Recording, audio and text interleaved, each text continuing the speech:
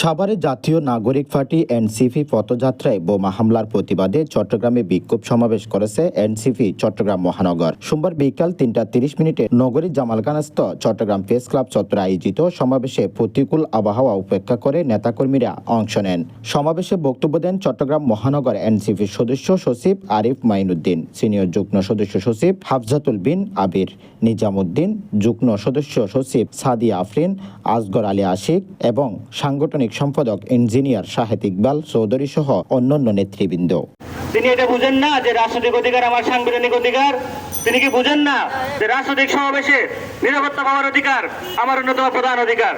এনসিপির যে সমস্ত প্রতিনিধিরা ভোটে অংশগ্রহণ করবেন তাদের জন্য এই নির্বাচনী প্রচারণা এবং জুলাই সনদ বাস্তবায়নের প্রচারণায়, এই জুলাই পদযাত্রায় যে বোমা হামলা আমরা দেখেছি, এই জুলাই সমষ্টিগতভাবে আওয়ামী লীগ বিরোধী যারা ছিল সকলের, আমি সেই প্রধানমন্ত্রীকে প্রশ্ন করতে চাই, যদি এই জুলাই সমস্ত বাংলাদেশের নাগরিকের হয় তাহলে কেন এনসিপির নেতৃবৃন্দের উপর বোমা হামলা?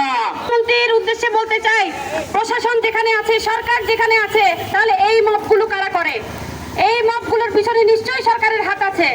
বক্তারা সাভারের হামলার তীব্র নিন্দা জানিয়ে জননিরাপত্তা নিশ্চিত করতে ব্যর্থতার অভিযোগে স্বরাষ্ট্রমন্ত্রীর পদত্যাগের দাবি করেন। একই সঙ্গে হামলার সঙ্গে জড়িতদের দ্রুত আইনের আওতায় আনার আহ্বান জানিয়ে অন্যথায় আরও কঠোর কর্মসূচির হুঁশিয়ারি দেন।